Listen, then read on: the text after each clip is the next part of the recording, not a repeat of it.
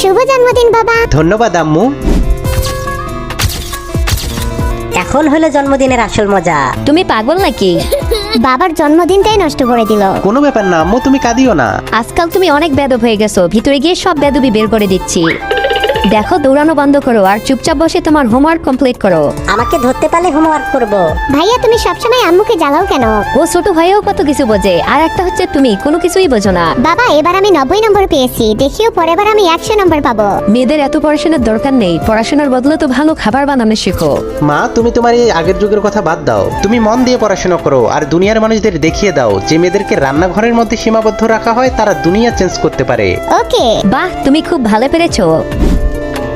আম্মু আমি ইচ্ছে করে ফেলিনি। আমি জানি বাবা, এখন ঝাড়ু নাও আর এসব পরিষ্কার করো। আমাদের ছেলে এবং মেয়ে উভয়কেই ঘরের এবং বাইরের দুই ধরনের শিক্ষা দেওয়া উচিত, তাহলেই তারা পৃথিবীকে জানতে পারবে।